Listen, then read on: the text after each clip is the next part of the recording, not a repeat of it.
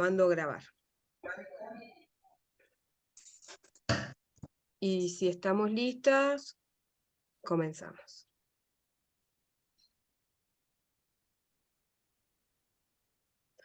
Bueno, la importancia que está teniendo para nosotras como cátedra libre, como campaña, la presencia de Estela Maris Manzano en esta jornada de trabajo que le hemos llamado el segundo encuentro de formación situada, en donde trabajamos particularmente el derecho al aborto legal, seguro y gratuito. En esta segunda instancia del encuentro, como ya les decía, está con nosotras Estela Maris Manzano. Ella es especialista en tocoginecología y tengo entendido que es especialista en medicina legal y trabaja en el hospital de zona de Trelew.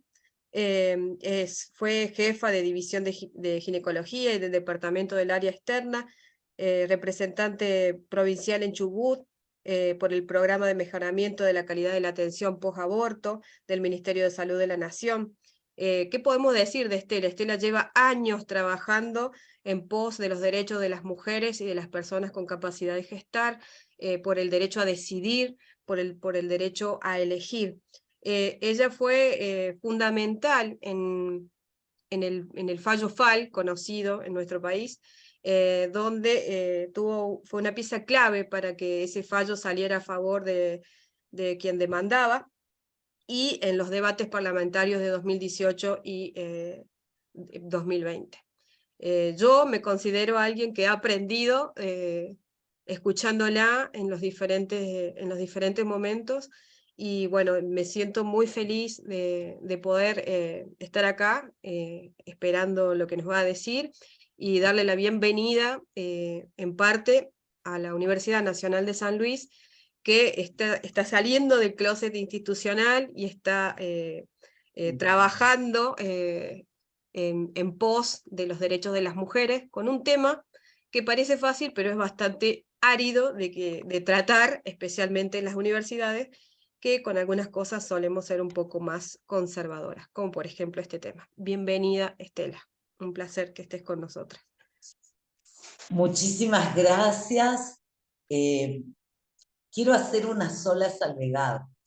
En realidad, el fallo FAL se logró gracias a la unión de muchísimas organizaciones, pero fue obra de una abogada que murió desgraciadamente el año pasado, Sandra Grilli, de Comodoro Rivadavia, y con mucha ayuda también de Verónica Heredia, que es una abogada penalista y constitucionalista. En esa oportunidad yo actué como médica nada más, realizando ese aborto, porque no había otros médicos dispuestos a realizarlo. Le quiero agradecer mucho a la Universidad de San Luis por invitarme y bueno, vamos a tratar de... Ay, voy a tratar de hacer breve esta charla para que después tengamos bastante tiempo para dialogar, para hacer aportes, que cuenten sus dudas o demás. Estoy tratando ahora de entrar con la computadora para ver si poder subirlo el PowerPoint, y si no que me lo suba más, ¿sí?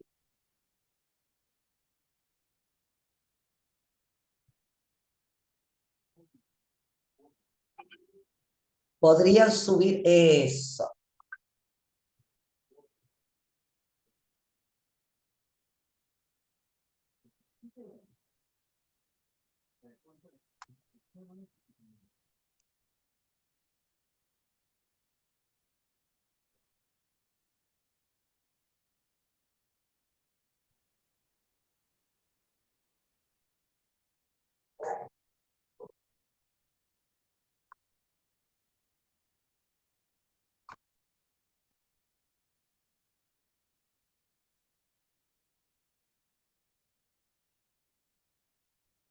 Voy a tratar más que nada de hacer todo esto muy práctico porque la mayoría de nosotras, creo que todas ustedes han leído las guías y el material de la info. Bueno, empecemos con la primera. Lo que ahí está cargando. Eso te iba a decir, vos anda avisándome, yo me voy a silenciar. Bien. No sé si se ve bien, y además, Leti, te aviso que hay 2 personas en la sala de espera y yo de acá no me voy a poder ocupar en lo que pasó esto. Ahí está. Bien, pasa a la siguiente, Majo, se ve muy bien. Pasala, Majo. Bien, quería empezar sobre todo con maneras prácticas de abordar la consulta inicial, no solo con una persona que venga a pedir una IVE, sino con cualquier persona en los consultorios de salud sexual y reproductiva o de ginecología.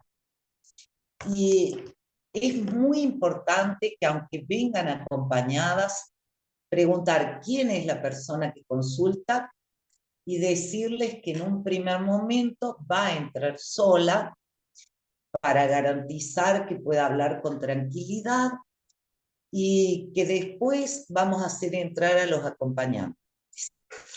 Créanme que esto nos evita muchos malos momentos, porque es muy complicado sacar del consultorio, una vez que ya entró, a una persona que vemos que está coercionando u hostigando.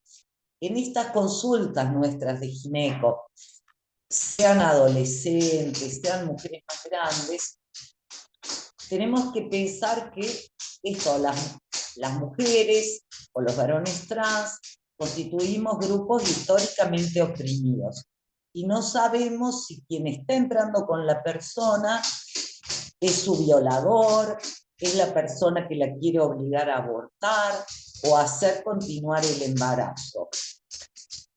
Y además todo el tema de la sexualidad es bastante tabú para muchas de las personas. Entonces es importante que la persona entre sola para que pueda estar tranquila todo. Si la consulta es que nos dice que está embarazada y quiere abortar, ahí importa mucho, no volvamos, Majo, la anterior. Ahí, si la persona, no, más atrás, volvé hacia atrás.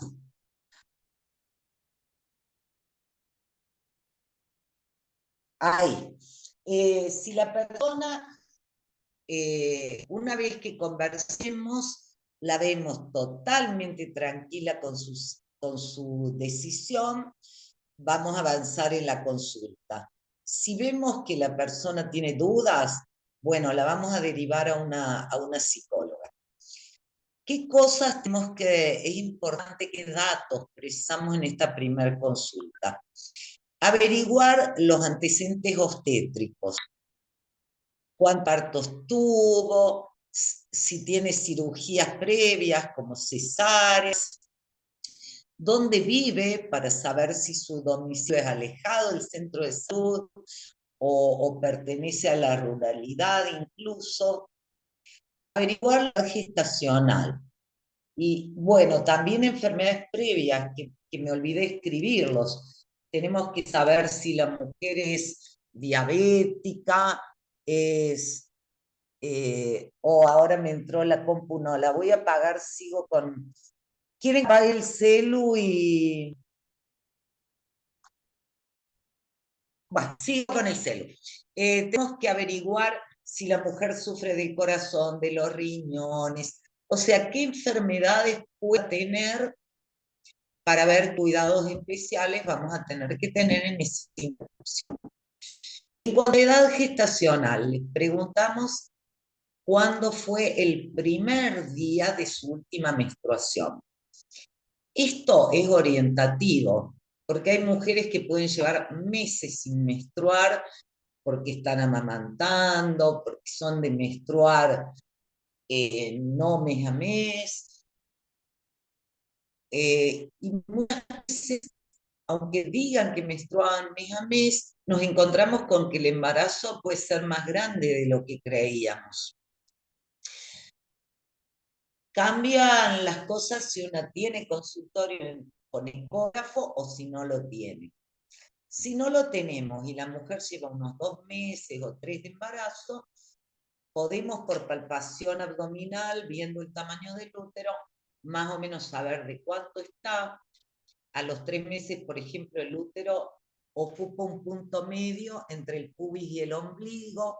A los 4 meses está más arriba, justo bajo el ombligo. A los 5 meses apenas lo pasa.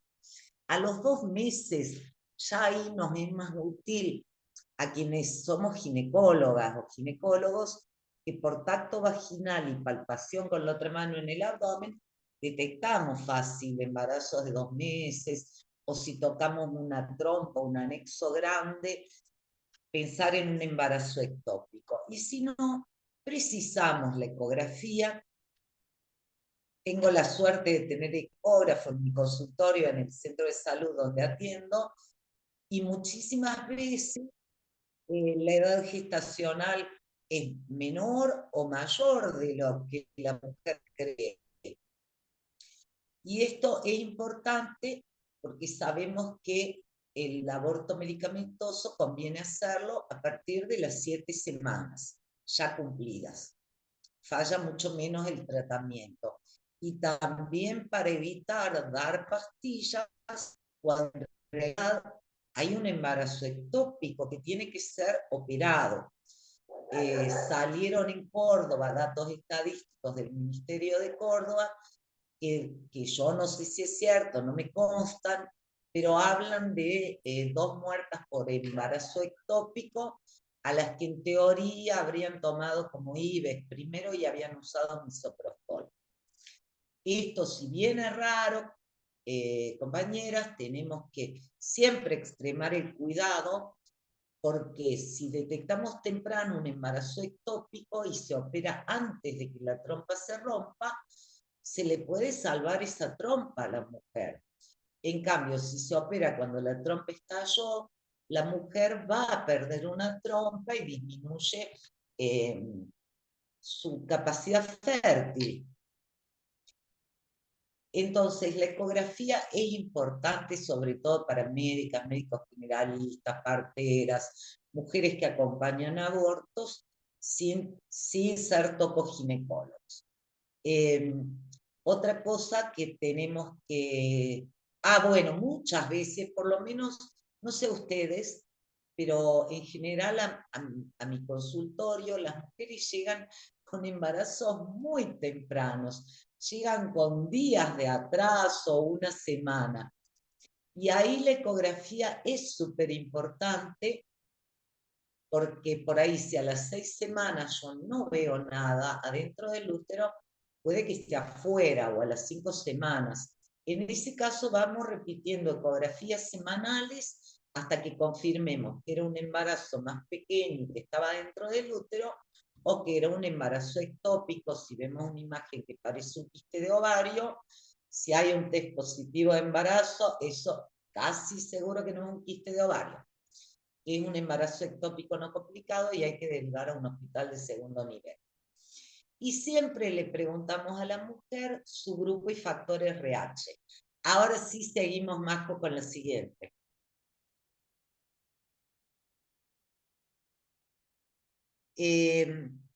Bueno, yo ya lo planteé. Si hay dudas, le vamos a ofrecer acompañamiento psicológico. Conversar primero con la mujer, escucharla. Si vemos que la mujer está angustiada o llora, empezar a preguntarle ahí si está segura de su decisión, qué le está pasando, si es un embarazo pequeño, decirle que tiene tiempo para poder pensarlo bien. Podemos preguntarle cuál es su situación, por qué es la angustia, y ella nos va a contar si es víctima de violencia de género, si es religiosa, si qué es la angustia. Pero tienen que ser consultas con con un oído muy atento de nuestra parte. Y si vemos que la duda es muy grande, vaya a la psicóloga. Esto tanto en primer trimestre como en segundo, porque yo les planteo muchas veces a las mujeres que vienen y que las veo con muchas dudas, que se tomen su tiempo, porque si van a hacer un aborto llenas de culpa, lo más probable es que en unos meses van a estar embarazadas de nuevo y en la misma mala situación en la que ahora se encuentran, porque la culpa no es una buena consejera. También en esa consulta explico mucho todo lo que son los riesgos y los beneficios de un aborto y los riesgos de un parto, porque esto también ayuda a la mujer a liberarse de culpas. Una vez seguras de que la mujer no está decidida a abortar, que la mayoría, a ver, el 90-99% viene súper segura, le explicamos los diferentes métodos de aborto existentes, tanto medicamentoso como quirúrgico, y los riesgos y beneficios de cada uno, también comparados con los riesgos de un parto. Esto sabemos que es algo que la mayoría desconoce totalmente. Lo tengo en otra lámina, lo vamos a tocar después, pero bueno, hay que saber que un aborto es muchísimo menos riesgoso que un parto. Siempre les cuento que en 20 millones de abortos medicamentosos realizados entre Europa y China en 20 años, hay un metaanálisis que da cuenta de que no hubo ninguna muerta. Cuando las últimas estadísticas del Ministerio de Salud del país hablan de unas 250 muertas en 500.000 nacidos vivos. Entonces, plantear que el aborto es muchísimo más seguro para nosotras y que tenemos que saber que a ninguna persona se la puede obligar a arriesgar su vida para salvar una vida ajena, sea la de alguien ya nacido o la de alguien por nacer. Y bueno, ahí una vez que hemos cumplido con los requisitos legales de dar información, es que le vamos a pedir que firmen el consentimiento escrito. Más adelante me voy a explayar también sobre aborto quirúrgico. El consentimiento escrito ya viene en un formato impreso. Yo antes de afirmar en la propia historia clínica, pero ahora es digital.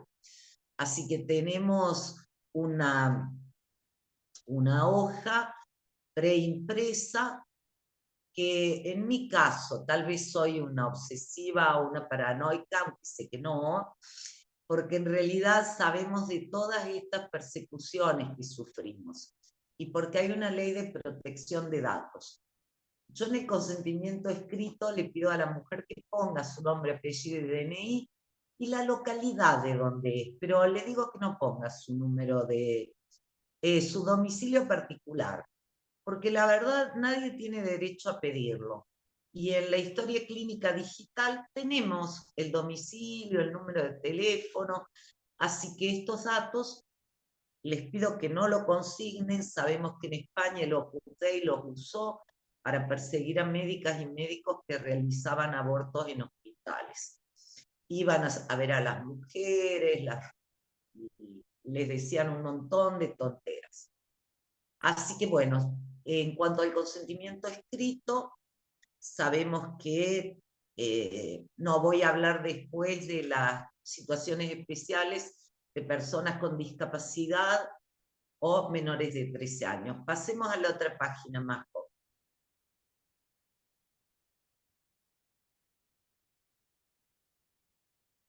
El aborto en el país, recién el año pasado empezamos a contar con mifepristona. Al principio solamente la ANMAT la autorizó para distribución institucional. A mí me parecía bueno, les cuento, porque como médica en los hospitales le dábamos todo gratis a las personas, tuvieran obra social o no la tuvieran. El hospital después le cobraba a la obra social el costo del tratamiento y evitábamos que la mujer tuviera que dar batalla con algunas obras sociales que ponen muchos requisitos. Pero bueno, es una buena noticia que este 7 de marzo, hace una semanita, un poco más, ya salió una resolución por el que la mifepristona también está disponible en farmacias. Y esto es muy bueno, porque si por ley la mujer puede abortar sola o acompañada con quien quiera, tiene que tener el acceso a la medicación también en las farmacias particulares. La ventaja del hospital, obviamente, que como es gratuita, un médico la puede recetar y la mujer accede sin gastar dinero. La mifepristona es una droga antagonista de la progesterona, la hormona que sostiene el embarazo, que hace que la placenta se vaya formando, penetrando en el endometrio y alimentando al embrión. Esta hormona hace que aumenta la efectividad del misoprostol, hace que con menor dosis se pueda abortar, aumenta la eficacia del tratamiento medicamentoso y además acorta los tiempos. Se debe tomar un comprimido de 200 miligramos de mifepristona 24 a 48 horas antes del aborto.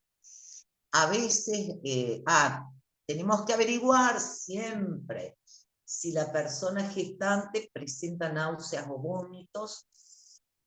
Allí en la primera consulta de aborto ya le sugerimos que empiece a tomar Reliberan, es un nombre comercial. La droga es metoclopramida, es de venta libre, que puede tomar 3 pastillas diarias, por ejemplo. A las 8, 14 y 20 horas tiene todo el día cubierto, o según la hora que se levante, pero se toma cada 6 horas. Y sobre todo que la tome media hora antes de tomar la mifepristona y media hora antes de usar el misoprostol.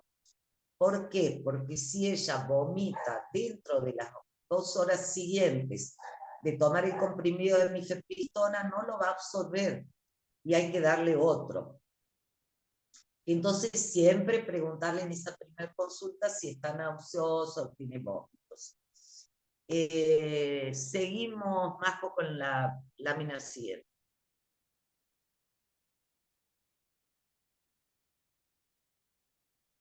En un momento la mifepristona no estábamos autorizadas a darlas a todas en el hospital, sino que se les entregaba a las mujeres sin hijos, cuando nos había fallado un tratamiento con misoprostol solo, cuando tenían cirugías uterinas previas, cuando había discapacidad, algún contexto social complejo, o sea, adolescentes, mujeres que abortan escondidas del marido, etc. Eso a evaluar por nosotras, o en el caso de calidad, porque al ser mucho más efectiva y más rápida, se evitaban derivaciones. Hoy, buscando de nuevo todo lo actual, esto ya no figura en la página del Ministerio de Salud, aunque no me llegó una notificación, supongo que ya es para que la usemos con todas, porque realmente el tratamiento ideal es con mifepristona y misoprostol. Sigamos, Majo.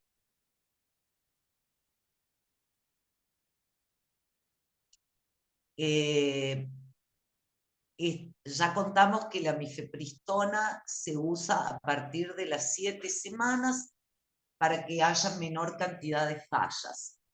Estas semanas cumplidas de amenorrea, o mucho mejor, siempre con ecografía previa. Hasta las 12 semanas, en realidad debía escribir 13 semanas cumplidas, se puede abortar en el domicilio. Son 12 semanas y 6 días. La mujer cumple 13 y ahí internamos. Pero también tenemos que tener en cuenta las variabilidades individuales. Hay mujeres que con 11 o 12 semanas no quieren internar en su casa, abortar en su casa, sobre todo niñas, adolescentes, siempre podemos ofrecerles la internación. Es una muy franca minoría la que la quiere, pero tenemos que ofrecerla, sobre todo si estamos en hospitales que son amigables, ¿no? Sigamos.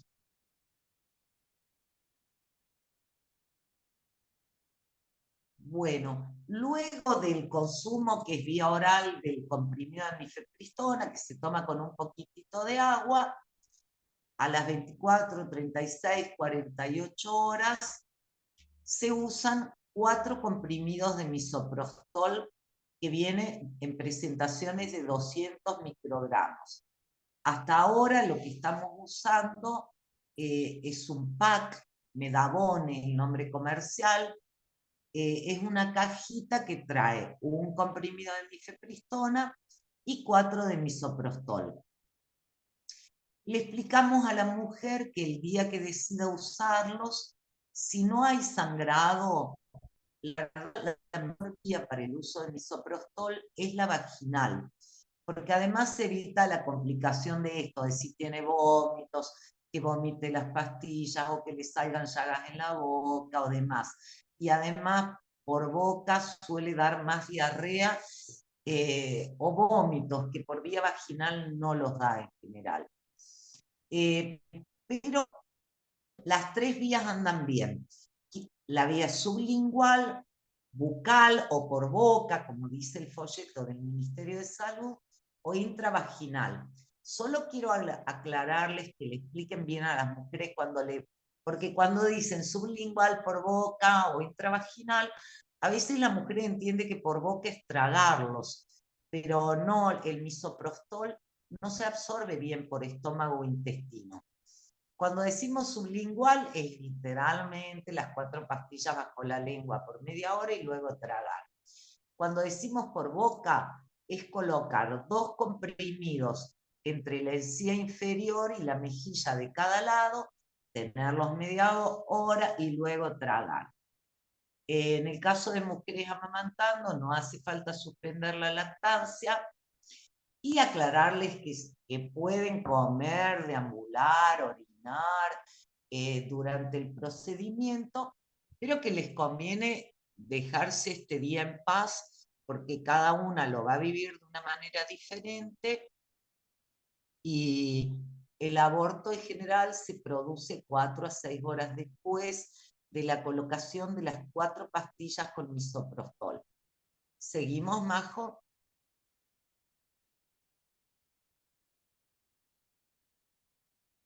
En cuanto a la analgesia, es un tema que me importa mucho desde que empecé a garantizar abortos, porque empecé a escuchar a las mujeres que abortaban y era una constante el tema de decir, me dolió mucho, e incluso en la mayoría, o entrando en la página de Women on Waves, había un chat y era una constante, toda Europa, todas las hispanohablantes, muchas que decían, nunca más volveré a abortar con pastillas porque es muy doloroso, prefiero un aborto quirúrgico.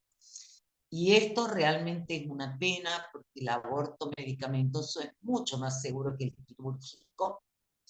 El tema es que nos educaron para no calmar el dolor, desgraciadamente.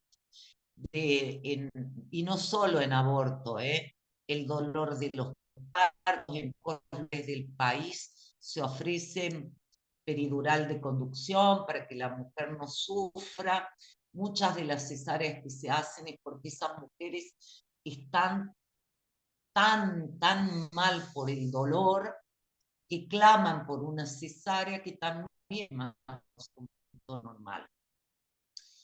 Pero lo vemos a veces hasta en personas con cosas graves, con pinzamientos nerviosos, por hernias lumbares, cervicales. Se nos metió tanto el cuco de las adicciones, de solo usar ibuprofeno, diclofenac, que la mayoría de los médicos no está capacitado para el tratamiento, el manejo del dolor. El tramadol, que yo lo descubrí en mí misma gracias a un traumatólogo que me lo recetó por una hernia cervical, no es un derivado morfínico, no es adictivo. La Organización Mundial de la Salud no lo tiene en la lista de derivados morfínicos, porque no da bienestar psíquico. El tramadol solamente calma el dolor y tiene otros dos efectos muy molestos, que son las náuseas y los mareos. Entonces nadie se vuelve adicta al tramadol. Aunque lo use meses, yo lo usé un mes y medio y no me hizo nada. 4 pastillas, sin duda, no hacen daño. Al día de hoy, el Ministerio de Salud de Nación solo lo ha incorporado por protocolo para usar en las niñas menores de 15 años. Y de nuevo, a mí esto me parece una crueldad. Protejo del dolor a la niña, pero hago sufrir a la mujer. Porque además el usarlo en niñas ya está reconociendo que en muchas otras no basta y que es un buen fármaco. Acá entre Leo hicimos un trabajo, cuando aún no teníamos mifepristona, nosotros logramos una eficacia del 99,5% con misoprostol solo. La literatura habla de una eficacia del 98-99% con mifepristona y misoprostol. El tramadol, la idea es que la mujer lo use, si va a usar vía sublingual o por boca las pastillas, que se trague el tramadol primero, porque después va a tener media hora las pastillas. Si lo va a usar por vía vaginal, el misoprostol, usa todo junto. ¿Por qué lo damos simultáneo? Para que antes de que empiecen las contracciones fuertes, ya el tramadol estabilice las membranas celulares y no haya liberación de mastocitos, por parte de los mastocitos, perdón, de las quininas y todas las sustancias que causan dolor. Sigamos, Majo, querida.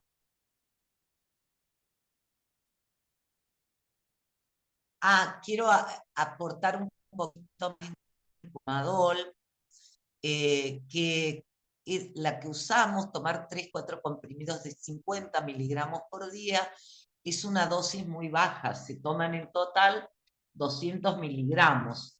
El tramadol también viene en pastillas de 100 miligramos y se pueden tomar hasta 600 miligramos día.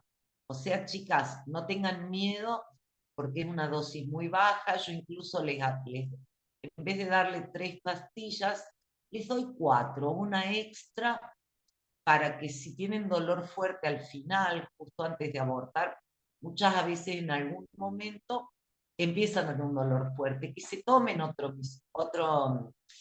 comprimido de tramadol, aunque haga 10-15 minutos que tomaron otro. En cuanto a la anticoncepción, hay que comenzarla inmediatamente después del aborto porque la fertilidad se recupera demasiado rápido. Hasta había un caso de un embarazo a los 2 días de un aborto, porque después se acordó y empezó a usar preservativo. La anticoncepción en el paquete que tenemos en los hospitales, centros de salud, tenemos anticonceptivos orales, inyectables, implantes y DIU, y preservativos, obvio. Sabemos, está demostrado que los métodos de larga duración son mucho mejores que los de breve duración. El método que más falla es la anticoncepción oral, con un embarazo cada 300 personas que lo usan por año, según uso habitual. Con el inyectable mensual, un embarazo de cada 300. Con los implantes, la literatura habla de uno cada 3.000, 5.000. La verdad, nunca había un embarazo con implante. Solo 2 que ya estaban embarazadas cuando se los pusieron, por no ponerlos durante la menstruación. El tema del implante por ahí es que no todas lo toleran bien, pero bueno, cada una tiene que hacer su experiencia. Y el DIU, que es un hermoso método no hormonal, que dura 10 años, es el menos nocivo para nosotras, no hay ninguna hormona, ninguna cosa, pero el tema es que, aunque las guías dicen que se puede poner inmediatamente posaborto, posameu puede ser, pero posaborto medicamentoso no, porque no sabemos si quedaron restos, hay que hacer una ecografía a la semana, se lo puede poner ahí. Yo en verdad prefiero esperar al mes. El útero está bien chiquitito y no vemos que el DIU se desplace, descienda después. Lo que hago yo en mi consultorio, que cada una después hará lo que mejor le parezca, es sugerirles un mes, si quieren DIU, que se pongan una inyección mensual o tomen un mes de pastillas y al mes ponemos el DIU. El implante se puede colocar al otro día. A veces la mujer no tiene tanto tiempo disponible, le encargamos que no tenga sexo esa primera semana y podemos ponerle el implante a la semana cuando vaya a hacerse la ecografía de control. Hay que hablar con cada mujer, ver cómo es, ver si tiene la disponibilidad horaria para elegir lo mejor para cada uno. Sigamos un poquito más.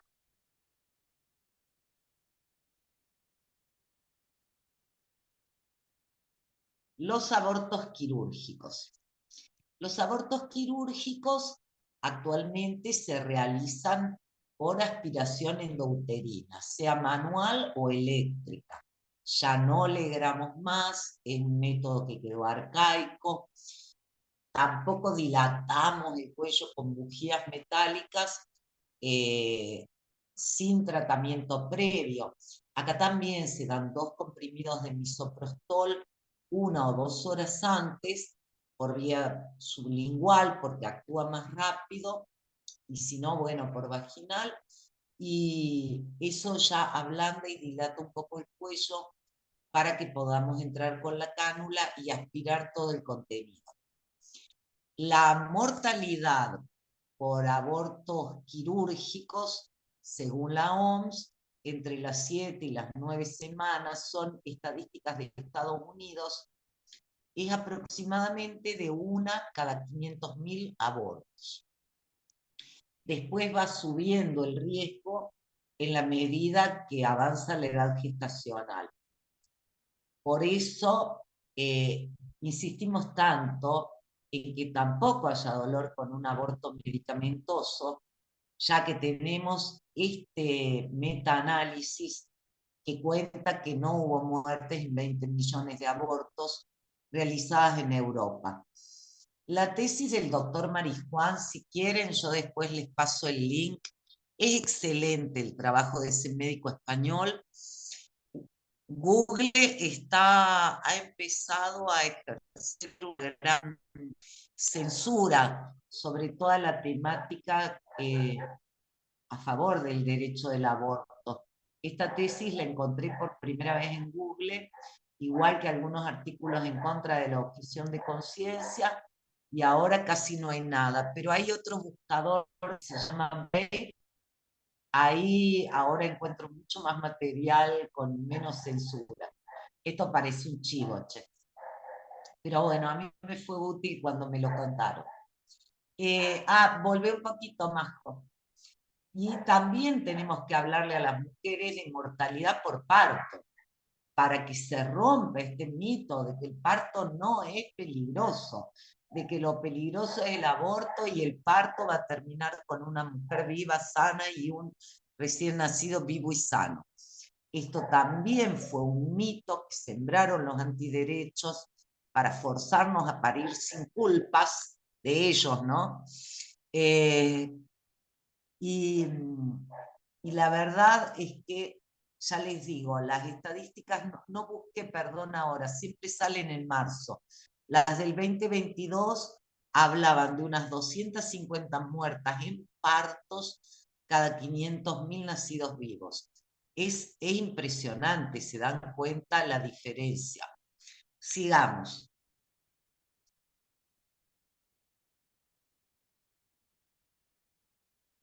Ahora hablemos de abortos a partir de las 15 semanas. Otra cosa que hay que desmitificar es que la gente antes creía que eran todos quirúrgicos, y no, ya casi no hacemos ningún aborto quirúrgico. No hacemos las mal llamadas microcesáreas, que esas están proscriptas por la OMS. En la guía Abortos sin Riesgos del 2012, en inglés está muy claro que la histerotomía no debe ser usada como método abortivo porque es una cirugía mayor con alto riesgo de muerte. El riesgo de morir en una histerectomía es de 1 en 1000, ¿eh? La única justificación para realizar una histerotomía o microcesárea, mal llamada, como la llaman acá, es, por ejemplo, una mujer embarazada con cáncer de cuello de útero.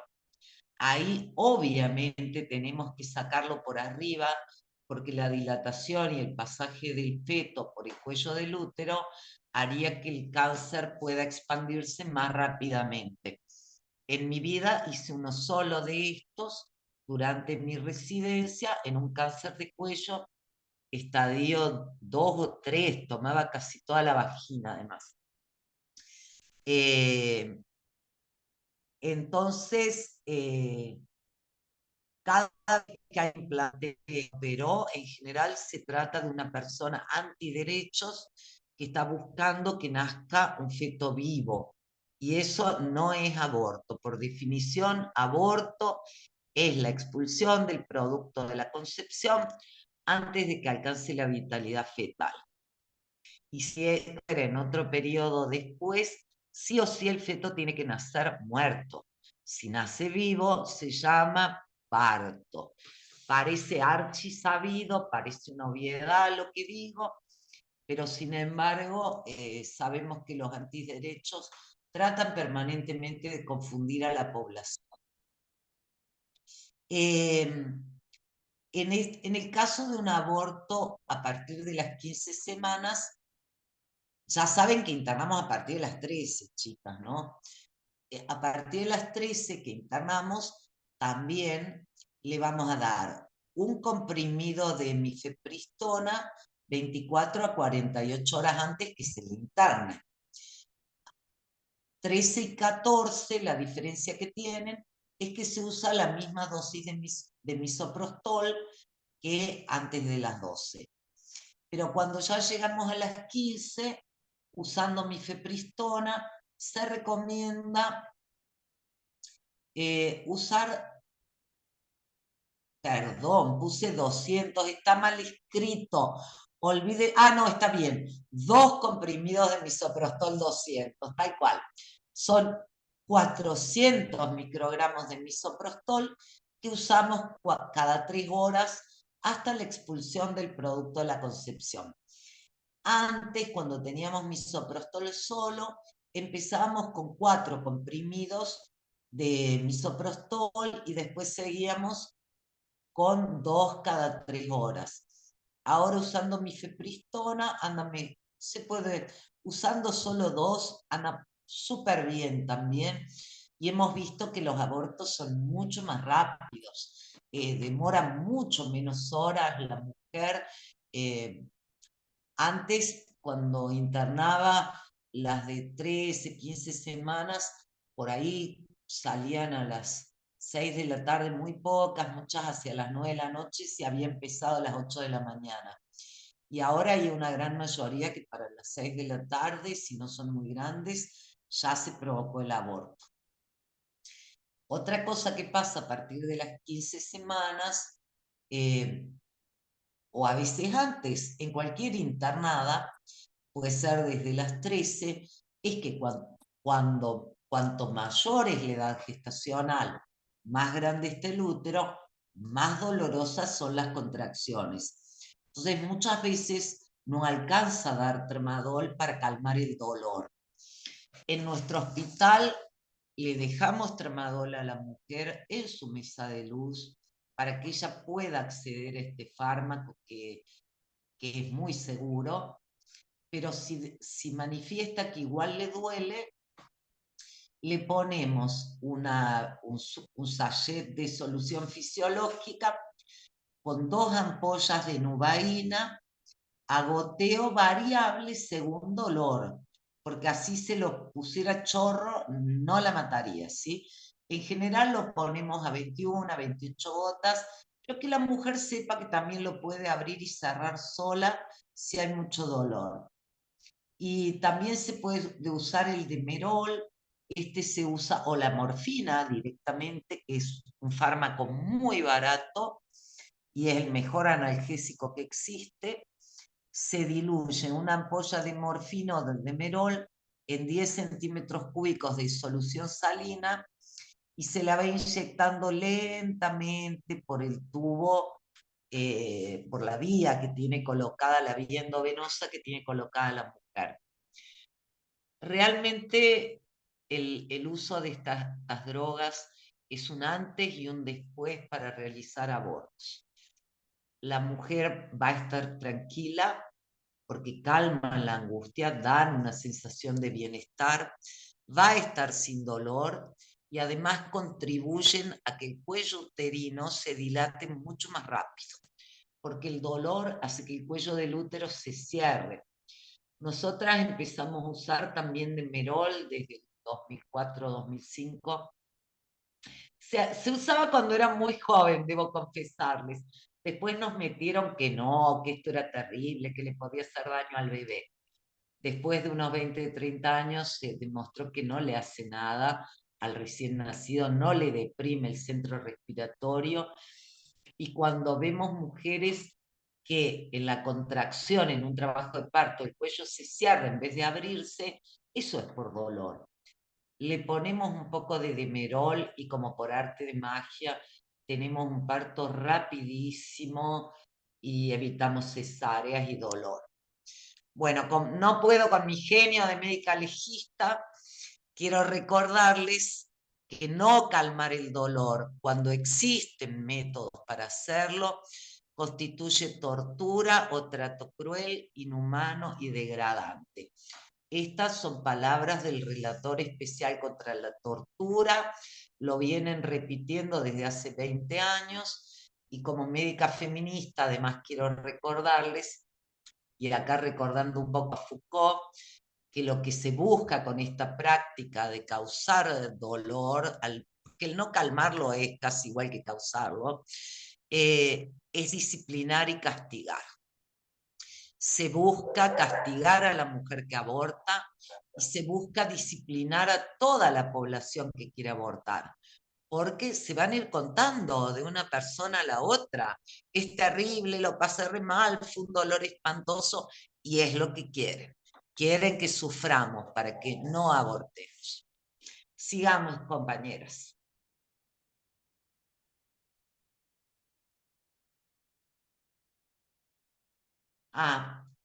Mujeres con factor RH negativo. ¿Se acuerdan que lo puse al principio?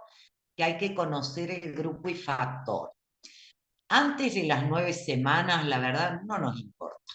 A las 7-8 semanas, sea RH negativa o no, como es tan pequeño el embrión, a las 7 semanas mide 1 centímetro, chicas.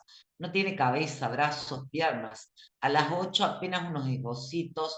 No hay circulación sanguínea fetal prácticamente o embrionaria.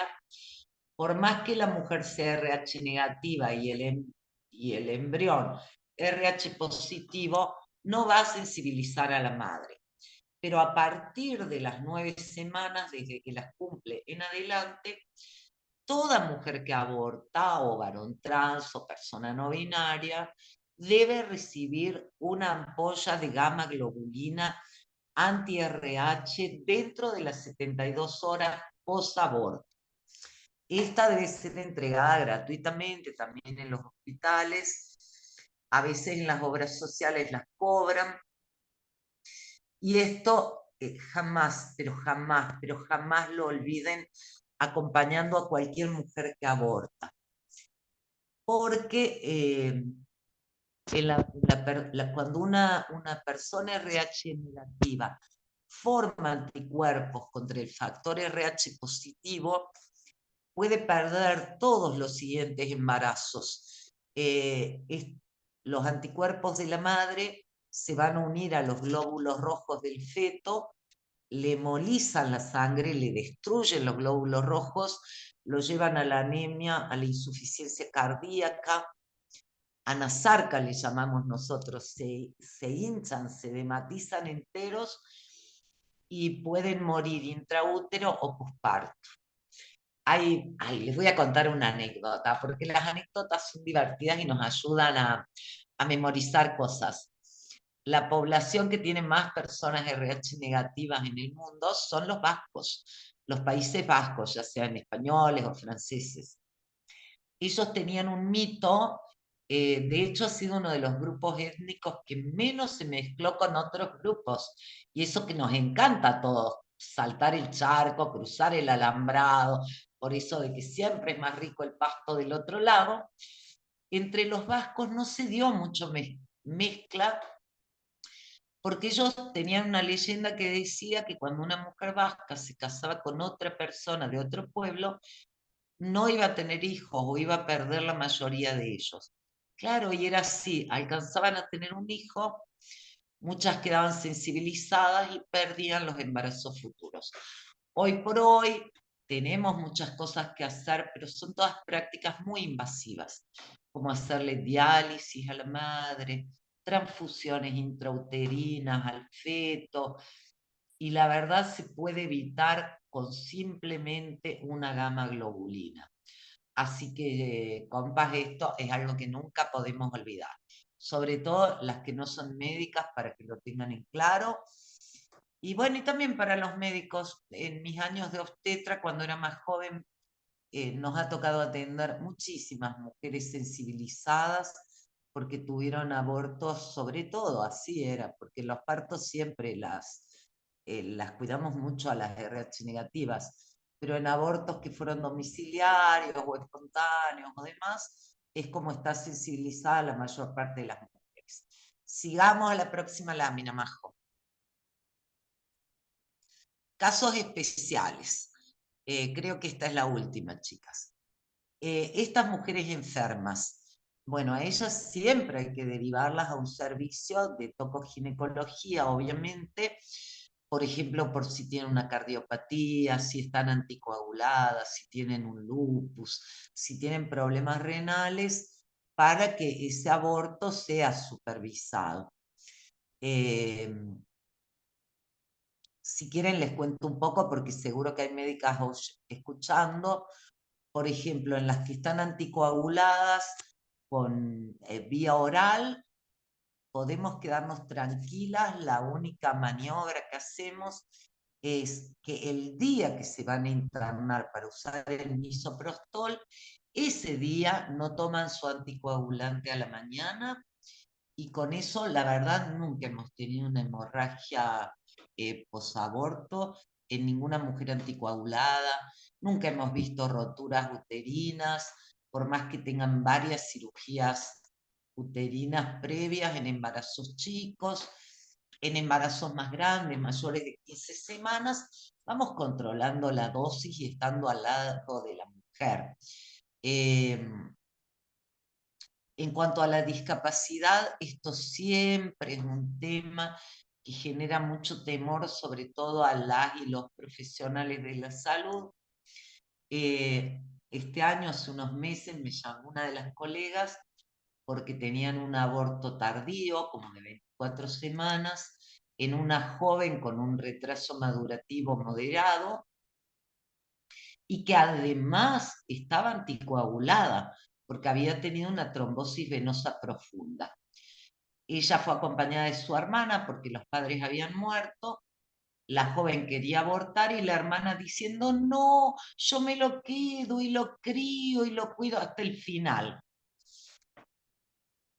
La médica me consultó preocupada porque además esto, la hermana tiene que firmar, no tiene que firmar. No, la hermana no tiene que firmar. Si una joven puede entender la diferencia entre un aborto y un parto, si pide un parto, ya es capaz de consentimiento. Y ni madres, ni hermanas, ni padres son dueños de los cuerpos de sus hijas o hermanas. Es lo mismo que podría pasar con una mujer en coma. Hay una serie mexicana, no sé si la vieron, Casa de Flores, que descubren que está embarazada la hermana en coma y se arma toda la podrida y medio mundo no que lo tenga. No, es tratarla como incubadora. No sabemos si va a despertar, pero aunque no despierte, sigue siendo un ser humano. Y sabiendo que un parto es mucho más peligroso que un aborto, nadie tiene derecho a arriesgar vidas ajenas. En eso tenemos que actuar con tranquilidad como médicas. E igual respetar el secreto médico de las personas con discapacidad. A veces sí requieren acompañamiento y en estos casos, bueno, vamos a asesorar.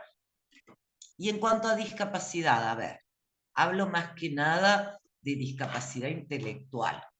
Una paciente hipoacúsica, lo que tenemos que lograr es que venga acompañada con alguien que pueda traducir o que hable lenguaje de señas. Muchas leen muy bien los labios, no podemos manejar por escrito. En una persona que no vea tampoco es un problema. En personas psicóticas, si están en intervalo lúcido, también tienen el derecho. Antiguamente existía, en cualquier caso de discapacidad, enseguida las declaraban insanas. Horrible palabra. Esto es un legado que nos viene de épocas de mucho autoritarismo. Desde hace muchos años que cambiaron las leyes de protección de derechos de niñas, niños, adolescentes, personas con discapacidad, se intenta no privar de todos sus derechos a nadie. Lo que hacemos a veces para protección de nuestros familiares con alguna discapacidad es restringir algunos derechos. Por ejemplo, no tiene el derecho de vender autos o viviendas porque puede pasar que queden solos y que alguien le quiera comprar la casa por valor irrisorio, o incluso no tiene el derecho de casarse, puede convivir, pero bueno, y si se casa, su marido no va a poder interferir con el manejo de los bienes. Uno puede dejar, si tiene una hija, hijo con discapacidad, decidir en el caso de la muerte de una, quiénes van a ser sus cuidadores. Pero la persona, sea discapacitada o no, ningún familiar tiene el derecho de obligarla a parir. La ley de aborto no está muy clara en esto, porque dice siempre la persona con discapacidad es la que tiene que firmar. Y compañeras, son casos rarísimos, pero hemos tenido, en mi vida, a ver, les digo muy pocas, una embarazada en coma a la que le hicimos el aborto, estaba gravísima, tenía abscesos cerebrales y demás. Dejar continuar el embarazo era ponerla en peligro. Y tuve hace 3 o 4 años, poco antes que se legalizara la ley, como 2018 creo, comienzos, antes del debate, una joven de 21 años con un síndrome de Down, pero severísimo, no hablaba, solo emitía sonidos. Su mamá la trajo, acá obviamente siempre vamos a estar hablando de una violación, porque no hay ninguna capacidad de consentir, y tampoco porque no pueda firmar, la voy a arriesgar. Como médica sería despreciar esta vida, que si ella no puede consentir, no le hagamos el aborto. Ella no podía consentir, de hecho el caso estaba judicializado, porque la mamá inmediatamente denunció violación, sospechó quién era y acertó en su sospecha. Y bueno, ese día vinieron el defensor, el fiscal, criminalística, todos a tomar la muestra de ADN. Pero supongamos que en vez de que hubiera existido el caso de esta madre protectora que venía a solicitar el aborto de su hija, nos hubiéramos enfrentado a una madre antiderechos. Ahí por ley los médicos tenemos el derecho de garantizar este aborto, demostrando que es lo más seguro para la joven. Obviamente, si tenemos la suerte de tomar conocimiento del caso. o las grupas feministas que se enteren de casos así, tenemos el derecho, tienen el derecho de ir a la defensa pública y demás. Por ley ahora ni siquiera nos obliga a llamar al asesor de menores, pero bueno, entendemos que puede ser protección, depende en qué provincia y con qué juzgado. Y si no, actuamos y que nos llueva la demanda después, que no nos van a poder acusar nunca por defender la vida de niñas, mujeres y varones trans o personas con discapacidad. Bueno, con las niñitas menores de 13 años necesitamos la firma de madre, padre, tutor o cualquier persona que la niña sienta que es un adulto confiable, que ella se sienta cómoda. No tienen que ser los padres, por lo mismo que hablábamos. Imagínense, un fundamentalista, la niña puede venir acompañada por quien quiera y tenemos que tener temor. Madres y padres no son dueños de cuerpos de sus hijas, hijos, hijes. En cuanto a las mayores de 13 años, no importa, quédense tranquilas, el Código Civil dice que pueden firmar a partir de 16 años mayoría de edad para decidir en cuestiones de salud. Ya no violar nunca el secreto médico. Entre 13 y 16, el Código Civil dice que pueden consentir prácticas no invasivas. Entonces, como este término era muy poco claro, bien redactado por abogados, no por médicos, tendría que haber dicho prácticas de poco riesgo, de bajo riesgo. Porque colocar un DIU lo podemos tomar como una práctica invasiva. Sin embargo, tiene muy bajo riesgo. Entonces después se hizo una resolución ministerial, la que nuestra querida compañera abogada colaboró un montón, y en esa resolución queda claro que no se consideran prácticas invasivas la colocación del DIU, ni un aborto, sea medicamentoso o quirúrgico, porque la guía de la Organización Mundial de la Salud dice que un aborto temprano es menos peligroso que colocarse una inyección de penicilina. Ejemplo textual de la guía de aborto no punible 2012. Y para colocar penicilina no hacemos firmar consentimientos. Así que tranquis, que esto pueden actuar tranquilas si la adolescente tiene mucho temor de que su familia se entere. En la mayoría de los casos, bueno, yo vivo en Chubut, sé que es muy distinto a las provincias del norte argentino o de otros lugares.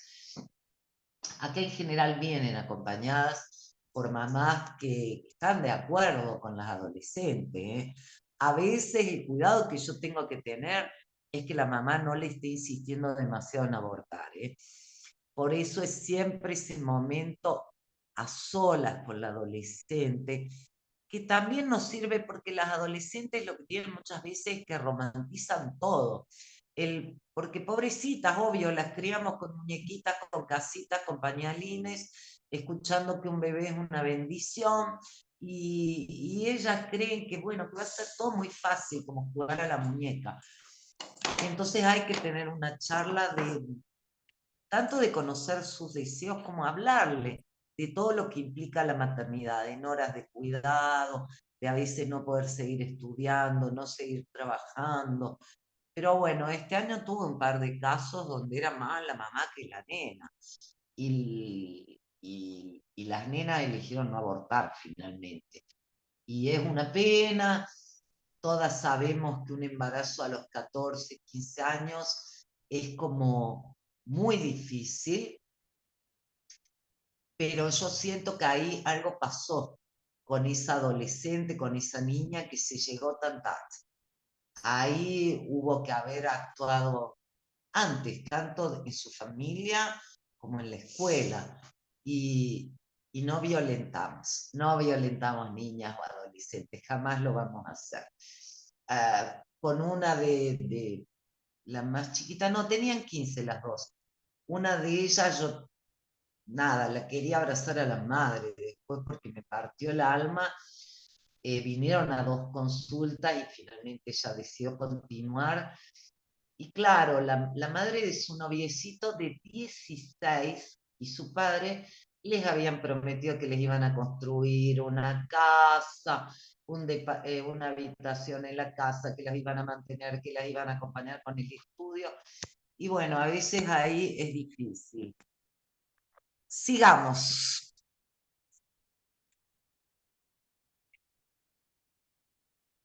Indicaciones y pautas de alarma. Eso. Siempre entréguenle a todas las personas las indicaciones del uso de la medicación y las pautas de alarma por escrito. Que no sea un folleto largo. Una persona que va a abortar está muy angustiada y no quiere andarse leyendo un libraco de 300 páginas. Que sean indicaciones simples, cortitas, como la de uso de mifepristona, misoprostol última del ministerio, está excelente. Yo tengo otras personales de cuando había solo miso y porque siempre le agrego el tramadol, pero que sea cortito y leámoslo junto con la persona que aborta. No es darle un folleto y chau, te hago la receta, toma las pastillas, bueno, acá tenés cómo usarlas y andate a la casa. Sabemos que hay una gran cantidad de población semianalfabeta o personas que les afiaca leerse, aunque sean 2 frases. Léanlo con la persona, informarles que luego del aborto tienen lo que son las pautas de alarma, que luego del aborto tienen que ir al médico si hay un sangrado excesivo, que puede ser de una toallita cada media hora, ir al médico a la hora, si sangra una toallita por hora, ir al médico a las 2 horas, si hubiera fiebre, sangrado con mal olor o dolor, luego de las 24 o 48 horas, porque dentro de las 24 horas de uso del misoprostol, el misoprostol puede dar fiebre y temblores y eso no implica ninguna infección. Igual que si hubiera un sangrado posterior a los 15 días del aborto, tienen que consultar. En mi caso, siempre pido la ecografía a la semana, porque puede que hayan quedado restos, como puede también que haya sido un aborto fallido. Entonces no quiero hacer esperar 15 semanas. Es muy distinto abortar a las 7 semanas que a las 9, o a las 8 que a las 10, o que a las 12. Es cada vez más traumático para la mujer. Insístanles mucho en la eco a la semana de control. 2 veces me pasó en estos muchos años de hacer abortos, como 15, que mujeres que no se hicieron la ecografía recién volvieron como a los 4 meses cuando sintieron pataditas, porque las 2 habían sangrado mucho y creyeron que habían abortado. Entonces, bueno, insistir en la eco post-aborto. Sigamos. Bueno, salvo que sea un aborto de 10, 11 semanas, 12, que vieron el embrión, obvio, el fetito. Y bueno, y finalmente abramos el diálogo, chicas, perdón porque se me alargó un poco más de lo que quería.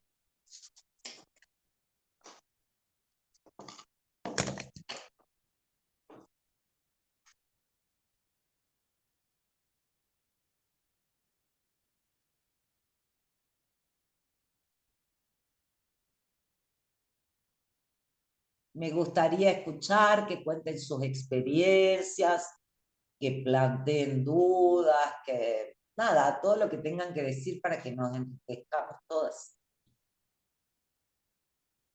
Muchísimas gracias, Estela. Ahí ahora le a las compañeras y compañeros que están con el modo silencio, pero vayan levantando la manito y acá con Leti les vamos a ir habilitando y las micros.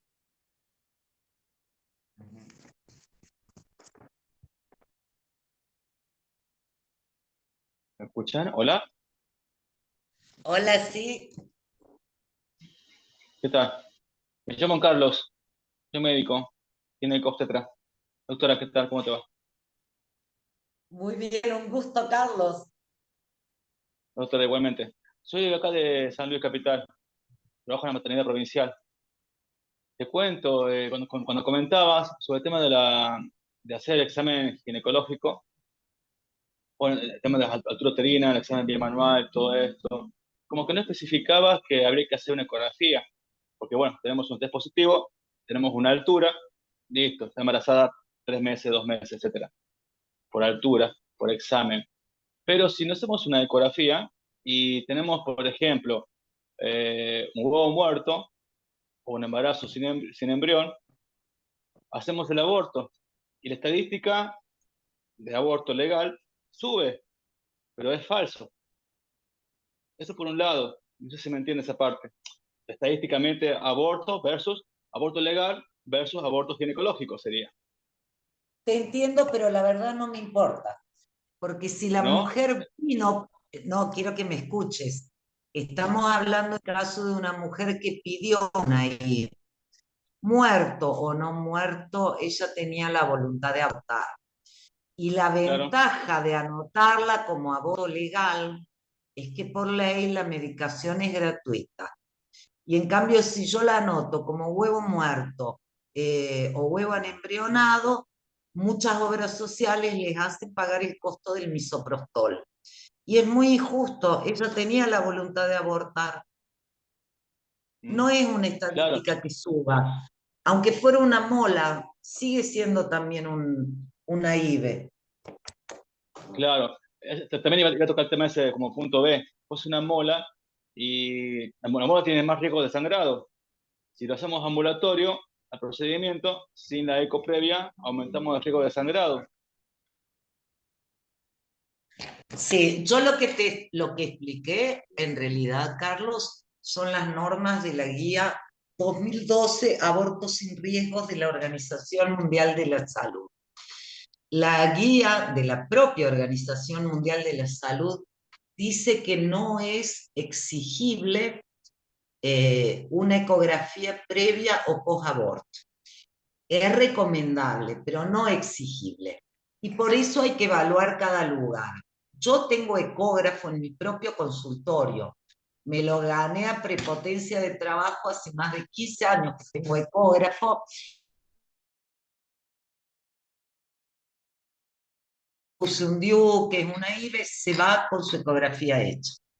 Ahora, si yo estoy en un hospital donde el único ecografista que hay es un antiderechos, que me va a demorar un mes el turno, prefiero no hacerlo, porque además, si es una mola, va a continuar el sangrado. Y bueno, ahí en el control de la semana, la OMS dice que de poder hacer poca eco, es preferible hacer la post-aborto que la pre. Pero dice que es algo no exigible. Lo único que dice la Organización Mundial de la Salud, que hace falta para garantizar un aborto, es conocer el grupo sanguíneo. Todo lo demás, obvio, mientras más tengamos, mejor. Pero nunca dejar de ser prácticos, porque estas cosas pueden transformarse en barreras de acceso para las mujeres. Imagínate una mujer, acá por ejemplo, Trelew, una ciudad muy pobre, que y veo que lo hacen médicos residentes para bajar la estadística de aborto, inventan huevos muertos, que yo ya les había hecho eco, huevo anembrionado, una que yo le había visto el embrión.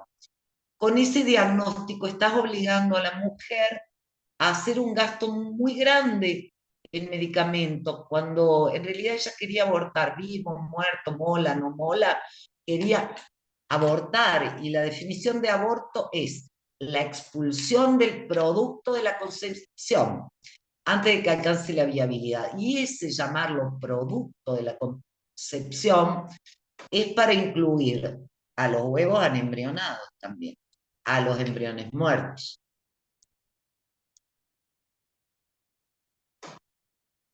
Pero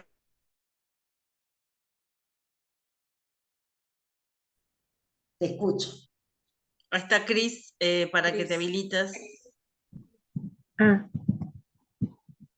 ahí está. Nada, me encanta esto. Y la verdad que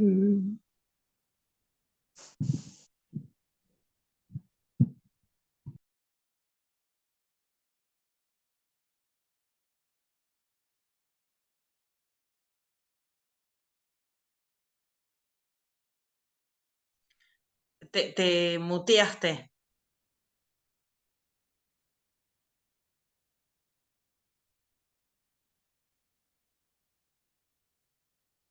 ¿No? ¿No del micrófono? Bueno, seguimos con Tefi, si te parece, y después vemos si podés recuperar tu audio. Ahí está Tefi. Hola, ¿cómo están a todos? Yo tengo una doble experiencia, soy socorrista y soy trabajadora social, trabajo en la Universidad de La Plata y en este momento estamos haciendo asesorías IBE desde la universidad. Lo que estuve viendo, y más allá de las distintas capacitaciones que tuvimos desde Nación con el uso de MIFEMISO, es que igual se sigue recomendando a partir de la semana 8 y todavía no hay como un protocolo o algo que diga esto de la semana 7. Mi experiencia de socorrista es que mucho antes, desde a partir de la semana 6, o como es mi experiencia cotidiana,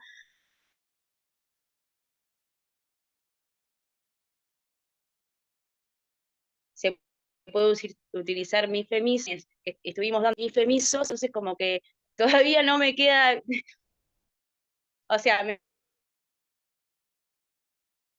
queda claro de mi experiencia, pero bueno, todavía no entiendo por qué desde los protocolos, de las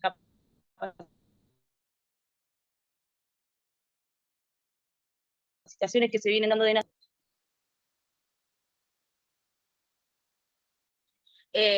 por otro, estamos pudiendo realizar ecoplay y post, pero bueno, a medida que va.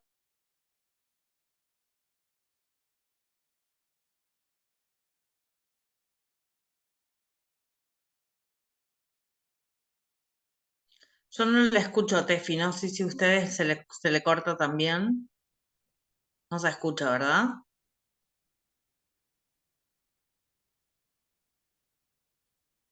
No, Tefi, no te escuchamos. No, no se escuchó, se entrecortó un poco. No sé si Estela, vos más o menos le podés contestar a lo que dijo. Creo que pregunta por qué en la semana, los protocolos no dicen que se use el MISO desde la semana 6. Básicamente eso. Bueno, se me cortó, no sé si se escuchó la idea. No, Tefi, no se escuchó. Nada, que venía comentando que las capacitaciones que se están dando desde el ministerio están diciendo del uso del Combipack ni FEMISO a partir de la semana 8. Es algo que se viene discutiendo, pero bueno, todavía no existe como esas capacitaciones reales desde la experiencia que se viene teniendo de acompañamientos. ¿Habría alguna Sí. de eso? Pensarlo. Lo pongo acá en palabras,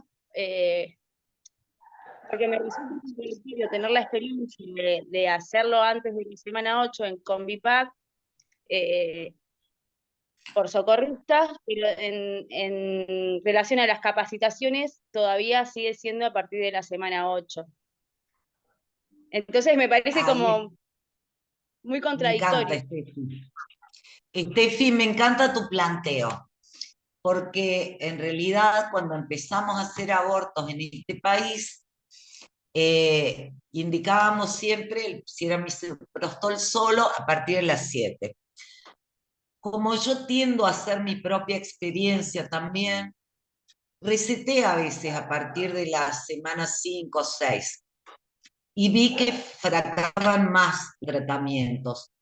Pero a partir de la semana 7, usando misoprostol solo o mifepristona y miso, prácticamente no hay falla. Ya te digo, nosotros tenemos un 99,5% de eficacia con un solo tratamiento. Vi que ahora muchas compañeras y compañeros que se sumaron empezaron a hacer a las 8. Creo que sé por qué se hace Steffi. es para evitar el peligro de un embarazo ectópico si no hay ecografía. Los embarazos ectópicos en general se rompen antes de la 8ª semana. Rarísimo que alguno llegue a la 8ª semana. Pero a mí me da pena, porque siendo tan raros, si podemos tener una ecografía previa, la mujer sale ganando si lo hacemos a las 7. La mayoría de la literatura mundial habla de esperar hasta las 7 semanas. Y yo me sigo manejando así.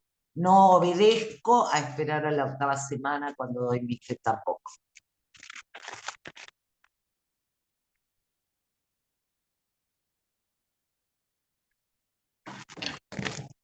Kenia, desmutate y hace la pregunta o la intervención. De los 3 puntitos de tu lado derecho. Hola, buenas tardes. Hola. Hola, Hola, ¿qué tal? Kenia. Yo soy Kenia, de aquí de México, Oaxaca, México, y estoy colaborando con Consorcio Oaxaca. Yo soy nueva en todo esto. Y bueno, yo hace 8 días quise entrar en la reunión porque aquí el horario a las 3 de la tarde, todavía me faltan 2 horas más, entonces sí tuve como que complicaciones y dije, oh, rayos, ¿no? Pero bueno, mi duda aquí es lo de las pastillas de mifepristona, perdón. Si estas también las venden aquí en México, o sea, ¿es mundial la venta de estas pastillas? Se fabrican en la mayor parte del mundo, pero la verdad, no sé si en México, aunque creo que sí, México fue un país pionero en garantizar abortos legales en el Distrito Federal, y en el DF tenían mifepristona. Hubo colegas mexicanos que colaboraron mucho con nosotras, las feministas y las médicas, que empezábamos a hacer abortos allá por el año 2010, 2011, nos traían mifepristona de regalo, así que creo que seguro lo tienen, ¿eh?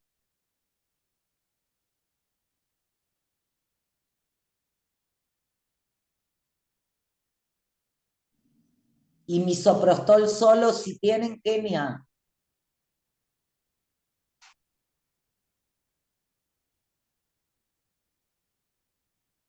Hola. Fátima. Buenas tardes.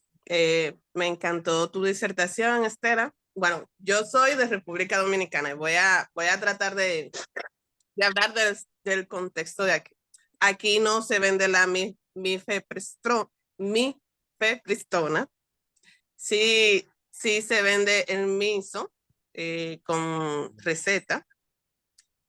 Recordando que aquí el contexto es restrictivo, o sea, en mi país el aborto es ilegal.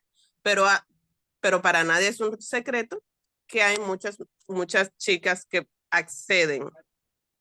A mí me llamó mucho la atención porque sí hay muchas que conocemos la medicación hasta las 12 semanas, y también lo de la eco. Pero me llamó la atención muchísimo, y es un dato muy importante, lo del RH. O sea, aquí en República Dominicana no sé qué tantas chicas cero positivas, cero negativas haya, pero es algo que no se tomaba en cuenta. Y por lo que veo es muy importante. Creo que es bueno. Y ustedes usan 12 comprimidos de misoprostol, 4 cada 3 horas, ¿no es cierto? Sí. Un consejo, sumale tramadol. Vas a descubrir que le falla muchísimo menos. El tramadol es muy barato, es muy usado para pacientes, personas con cánceres, con artrosis, en los viejitos se usa mucho y por meses. Es con receta también, pero es muy barato. Y si ustedes son de un grupo socorrista, de una cajita de 20, baratísima, muy económica, como das 4 solo a cada mujer, en nuestra experiencia logramos la misma eficacia sumando tramadol al miso que usando mifepristona. Lo que no es la misma rapidez, no. Con mifepristona se aborta más rápido, eso sin duda. Pero en mi país no está la mifepristona. Ah, claro. Por eso usen misoprostol y tramadol. Y vas a ver que el 99,5% de los casos anda bien. Y además, cuando es miso solo, la Organización Mundial de la Salud sugiere usarlo por vía vaginal, porque no lo uses sublingual. Es la misma pastilla, Fátima. Esa pastilla por boca, métanselas en la vagina. 4 cada 3 horas. Y te cuento por qué. Sube un poquito más lento en sangre, pero la duración del efecto es más prolongada. Y es menos riesgoso que una mujer lo vomite o que le salgan ampollas. Si tuviera que ir al médico después del aborto porque sangra mucho, el único consejo que hay que darle a la mujer es que se revise y se saque todas las pastillitas. Y si alguien le dice, te vi una pastilla, ella diga, oh sí, estaba usando óvulos porque tengo flujo. Y ya está, nadie manda a analizar el misoprostol. Otro dato que usted dio fue lo de el método anticonceptivo aquí. Por ejemplo, si se hizo un ameo, que es lo que más se usa, le colocaban el DIU de una vez y por lo que usted dice es recomendable un mes después. Salvo que haya sido un AMEU. Y a ver, la Organización Mundial de la Salud dice que es muy bueno poner el DIU en el momento. En mi experiencia personal, es mejor esperar un mes porque el útero recuperó el tamaño. Pero de nuevo tenés que ver quién es la persona a la que le estás poniendo el DIU. Por ahí si vive muy lejos, si no va a poder volver, bueno, es mejor que se vaya con el DIU puesto. Vivo en una ciudad pequeña de 100.000 habitantes y en general las mujeres vuelven. No están tan lejos, hay pocas pobladoras rurales. Y yo prefiero que no se le caiga el DIU y que crea que los DIU son malos, se caen y demás. O avisarle, pero eso está sujeto a quién estés tratando, Fátima. En el contexto de mi país, la mayoría que lo utilizan vienen de extractos muy, muy vulnerables y de muy lejos. Entonces, y que también están en el riesgo de volverse a embarazar. Es perfecto ponerlo en el acto, tal cual. Ahí totalmente justifica. Incluso se pueden poner posparto inmediato, ahí lo ponemos con unas pinzas largas y vemos que muchos quedan bien. Y la que se puede hacer es avisarle a la mujer, mirá, como el útero está un poquito más grande, si podés en un mes, hacete una ecografía de control y ya está. O si tenés sangrado fuera de fecha y ya está, y se va con el DIU puesto. Está muy bien lo que hacen. Aclarar que yo no soy de medicina, yo soy estudiante de Derecho y soy activista. No te entendí, me encanta que lo seas. Pues muchas gracias, gracias Estela, gracias compañeras.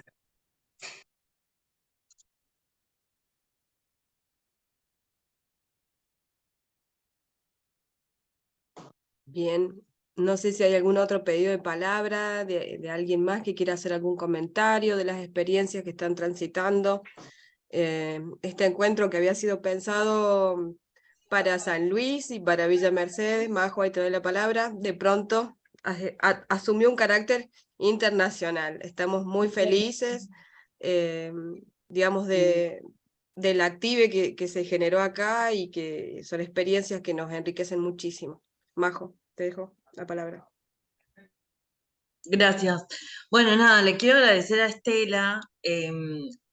Nos pasa que la pandemia nos dejó esta herramienta que las feministas supimos, como siempre, reversionar y ser creativas para tomarlas como estrategias de activismo y de lucha contra el patriarcado y el machismo. Y si vino a imponernos la virtualidad, nosotras lo que hicimos es activar desde esa virtualidad, y los encuentros que hicimos en 2020, en 2021 y en 2022, que fue híbrido, mitad presencial, mitad virtual, los hicimos con compañeros de otros países y descubrimos que así nos enriquecemos mucho más. Así que también celebro lo mismo que Leti, me pone súper contenta y así nos hemos hecho muchas amigas. De hecho, la moderadora de nuestra cuarta clase es Fanny, que es mexicana. Pero bueno, quiero, perdonen compañeros de otros países, pero quiero traerla a Estela a nuestra provincia de San Luis, acá en la región centro de la Argentina, donde nosotros tenemos una línea de acompañamiento de aborto de hace más de 10 años y pareciera que con ley o sin ley, con protocolo, sin protocolo, las barreras siguen siendo más o menos las mismas. Y Estela ya las conoce, pero bueno, yo quiero volver a preguntarle a Estela lo mismo. ¿Qué estrategias y qué herramientas nos podemos dar desde los profesionales de la salud, personal de salud, efectores y activismo que acompañamos a aborto, para que las mujeres accedan a una consulta y se vayan con la medicación por el aborto sin tener que pasar por todas las barreras por las que están pasando? No hay turno para ecografía, la línea no me atiende, no hay turno para ecografía nos tiene como finitas, porque con eso están dilatando absolutamente todo. Y cuando se pasa la semana 14, hay muchos profesionales de la salud que son hermosos y hermosas compañeros garantes, y hay muchos que se lavan la mano. Entonces le dicen, bueno, ahora que no puedes hacer misoprostol, vamos a hacer legrado. Se están haciendo legrados en San Luis y las están mandando de los centros de salud a la maternidad. La maternidad se va a parir. En los centros de salud, a mí me gustaría que vos lo puedas decir, se tienen que atender en los CAPS el acceso al aborto. Bueno, te lo dejo para que lo digas, vos y nos expliques bien cómo es este paso a paso que se debe garantizar y que es una obligación para poder acceder al aborto, que es ley. ¿Ves? Es lo importante de conversar entre todas y todos, porque lo tuyo se une mucho al planteo de Carlos de por qué no siempre ecografía, y al planteo de Steffi de por qué a las 8 semanas. Yo creo que el Ministerio de Salud ahora empezó a decir, bueno, recetemos a partir de las 8, porque en muchísimos puntos del país se está usando la ecografía como una barrera de acceso. Y a las 8 ya no va a ser un embarazo ectópico, aunque no tenga una ecografía tranqui, recétenles y les avisan que cualquier dolor, cualquier cosa, vuelen al hospital. A partir de las 9, yo no creo que nunca en mi vida operé un ectópico de 8 semanas. Creo que a las 5, 6, 7 se rompe. Depende en qué lugar la trompa esté. Por ahí Carlos puede aportar a esto. Ahora, si tenemos...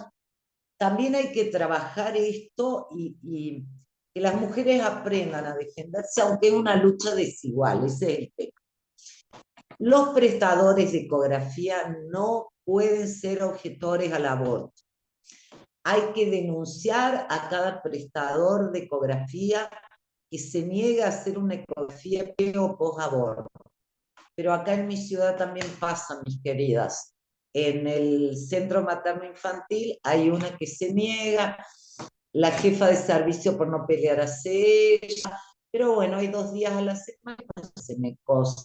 Si dice para IVE, pero posible. A que le niegan, si es pedido, decía ecografía ginecológica para IVE, esto tiene muchas implicancias más. Por obras sociales tiene que ser gratuita la eco pre y post aborto. Así que ahí tiene que ser lío. Y cuando es en el hospital, Yo lo que le recomendaba a las mujeres que atendían era que hicieran una nota por duplicado, o que por ahí ustedes las ayuden, yo se las solía escribir yo, dirigida al director del hospital, diciendo, según la ley de aborto, 27.000, ya no me acuerdo ni el número, la ley de aborto, solicito se me realice el aborto al que tengo derecho dentro de los 10 días hábiles que corresponden por ley. Que no tenga miedo, que no tiene que pelear con el director del hospital, que deje una nota por duplicado en la secretaría, para que la secretaria le ponga fecha y hora de recepción. Y llamar al 0800-333, que anda medio desbordado. Pero desde el hospital, y que la nota finalice diciendo que de no realizarse así, iniciará acciones legales. Entonces yo ya hice mi consulta de aborto en un centro de salud, la eco, todo lo que le tengan que pedir, tiene que estar antes de los 10 días. Esa es una estrategia.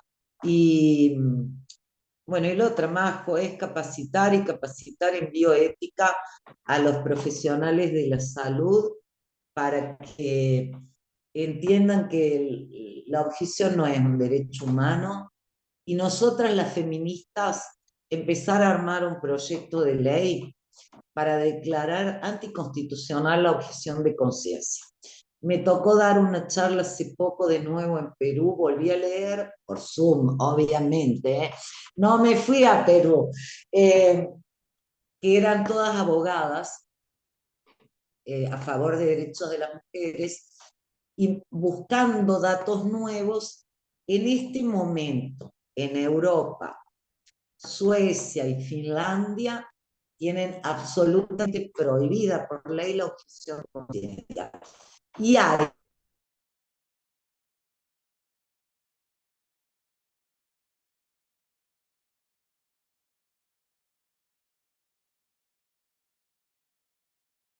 Te muteaste. me llama Rumania y otros países. Oh, espera, ¿me escuchás? Ahora sí.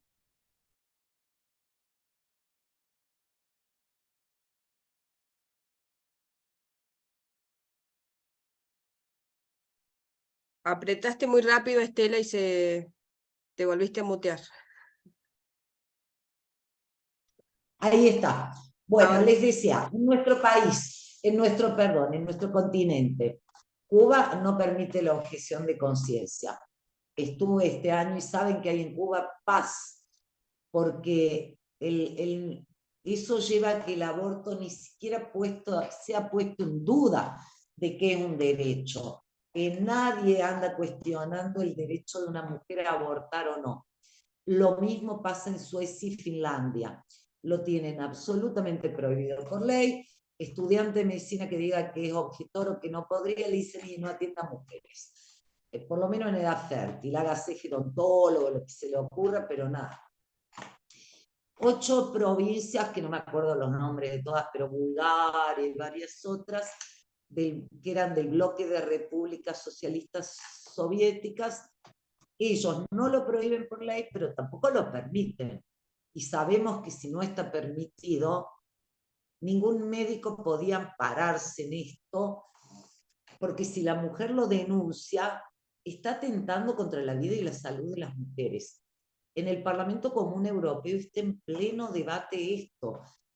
Busquen diarios españoles, entren en ese servidor Brave y pongan inconstitucionalidad de objeción de conciencia, países que prohíben la objeción de conciencia, y van a ver que cada vez somos más las que nos estamos levantando contra esta impresionante barrera de acceso que ideó la Iglesia Católica y que la fue haciendo pasar a todos los demás.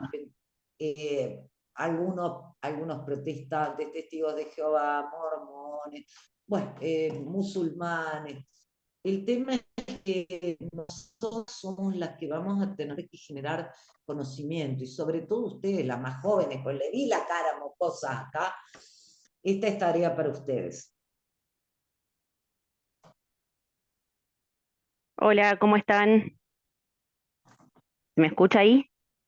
Sí, Daniela. Sí. Soy Daniela. Yo trabajo en la maternidad con Carlos también, soy ginecóloga. Quería aclarar cómo trabajamos nosotros, porque fue un paso bastante grande el que tuvimos que hacer para poder garantizar el derecho acá en San Luis. Hacemos un consultorio, somos 4 médicas que trabajamos, que no somos objetoras junto con Carlos, y hacemos un consultorio lunes, miércoles y viernes, todas las semanas de salud sexual y reproductiva, que damos turnos a demanda por la cantidad de trabajo que tenemos, porque tenemos muchas otras actividades también en la maternidad. En general damos 10 turnos a demanda y terminamos atendiendo 15 porque hasta las 11 estamos en el consultorio, pero todas las semanas atendemos 15 turnos lunes, miércoles y viernes, y creo que esto hay que aclararlo porque me parece que estamos muy solos con respecto a los CAP. En los centros de salud o sea, vemos nosotros por la cantidad de gente que nos llega en la maternidad que no estarían garantizando, no sé si no hay acceso, si no hay profesionales, y no sabemos qué pasa en realidad porque nosotros no estamos ahí, pero nos damos cuenta por la cantidad de gente que nos llega a nosotros que no se está garantizando en la periferia, digamos. Que la paciente tiene que ir, la mujer, hasta la maternidad, que encima está lejos acá en San Luis, para acceder. Nosotros sí pedimos la ecografía, pero se tarda, incluso tenemos una historia clínica que hacemos como ficha, no es digital, sino que es en fichas, que ponemos la primera consulta de la paciente y se está tardando mucho menos de 10 días, con ecografía y laboratorio incluido. Pero esto nos costó muchísimo, o sea, hace un año que venimos tratando de aceitar estas cuestiones. Pero eso, como para hablar de San Luis, yo creo que falta mucho de los centros periféricos, porque nos llegan muchísima cantidad de pacientes a nosotros. Es hermoso lo que han logrado. Acá ya que hablaste de laboratorio. Yo no lo pido adrede, Daniela, porque bueno, porque antes que médica soy feminista, aunque soy muy médica, soy una médica feminista, no puedo disociar una cosa de la otra. La Organización Mundial de la Salud no pide laboratorio previo porque el aborto es una práctica de muy bajo riesgo. En realidad, si quedaran restos y hubiera que hacer una MEU post-aborto, ustedes en su maternidad, nosotros en la nuestra, en los hospitales, sabemos que es muy simple pedir el coagulograma por guardia, en 2 minutos lo tenés, y el electro. Porque el hecho de pedirle todo el choclazo de hemograma, coagulograma, BDRL, sífilis y demás, que son innecesarias para el aborto, me parece 2 cosas. Por un lado, le hace creer a la mujer que es una práctica peligrosa.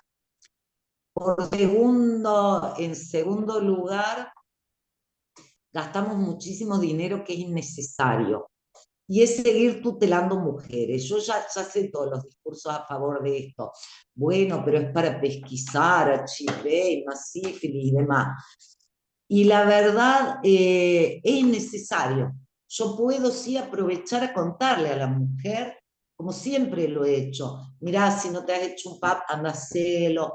Si no te has hecho el HIV o el testeo, acá en nuestro centro de salud hay enfermeras que lo hacen sin orden médica. Ofrecemos todo esto, pero no como condición de acceso a un aborto. Igual que nunca pediría un PAP para acceder a un DIU. Los médicos machistas de acá de mi hospital, y médicas tristemente también, durante el embarazo, que es cuando sería súper importante un PAP, no se lo hacen a ninguna. Y ahí, si la mujer tenía una HIV de un SILDE bajo, se podía ir al alto y al cáncer.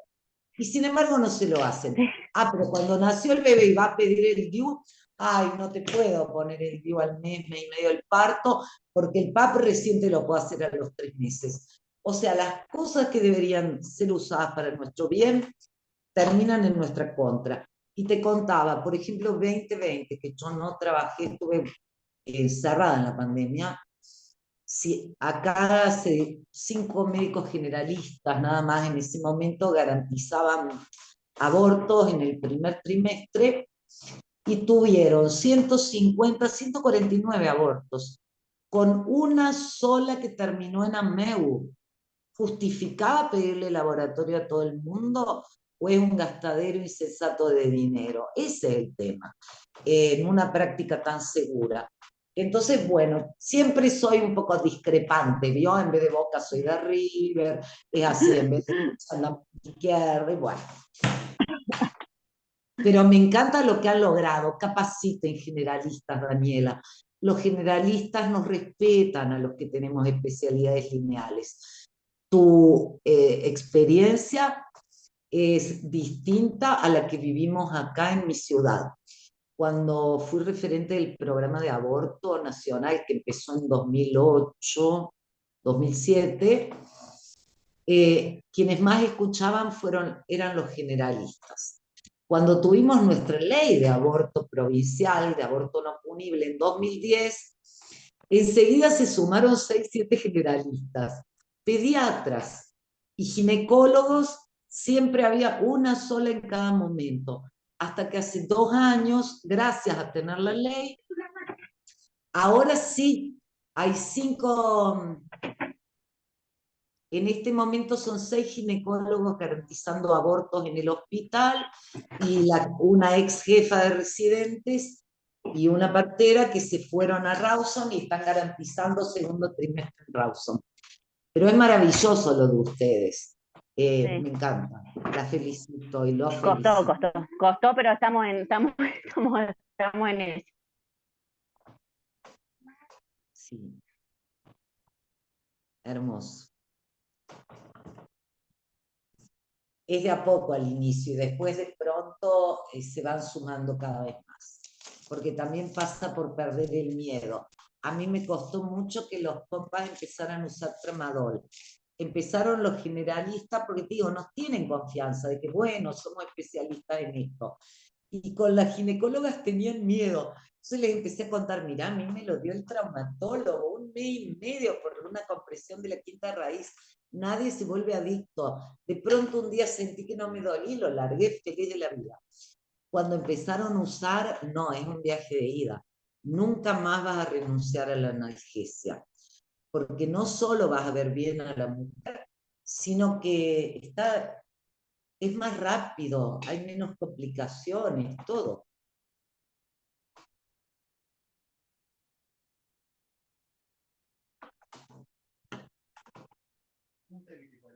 Bueno, buenísimo, buenísimo. Todos los diálogos que se están abriendo y estos aprendizajes que estamos tratando de construir colectivamente, que es algo que también nos trae los feminismos, ¿no? O sea, estos aprendizajes colectivos para mejorar la calidad de vida de las mujeres y de las personas con capacidad de gestar y de abortar, ¿no? Majo, ¿querés decir algo para finalizar? Ya estamos en horario.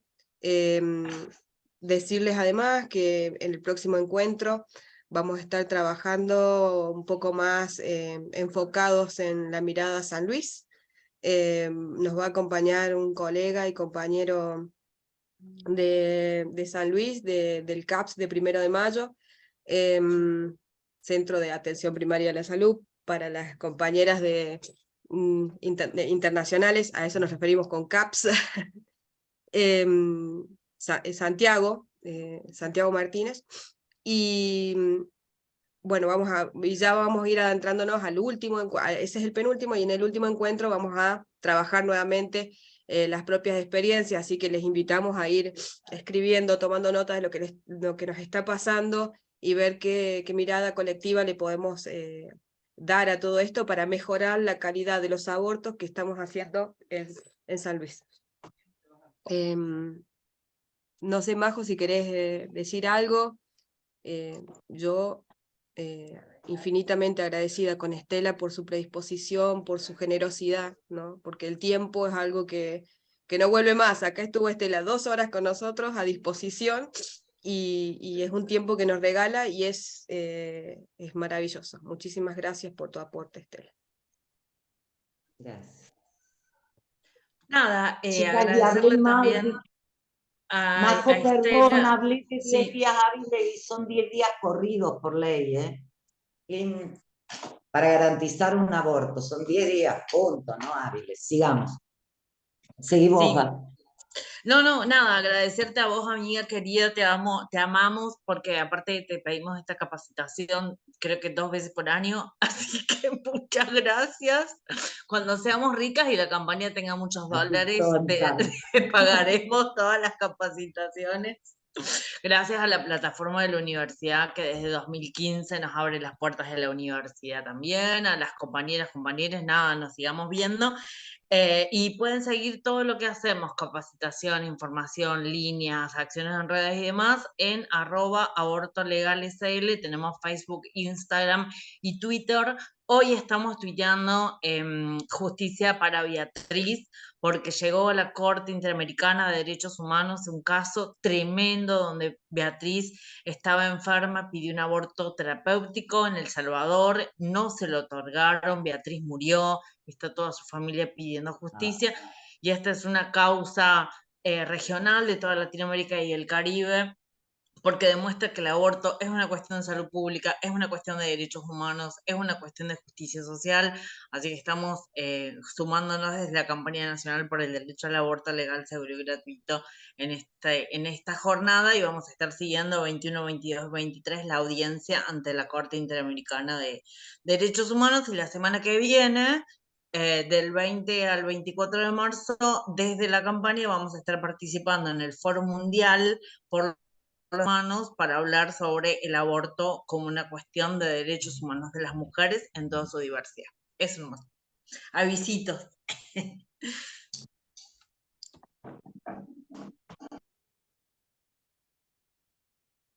Nos Bueno, nos despedimos vamos. entonces, sí, nos vemos la próxima, en el próximo encuentro. Muchas gracias por estar. Chau. Abrazos.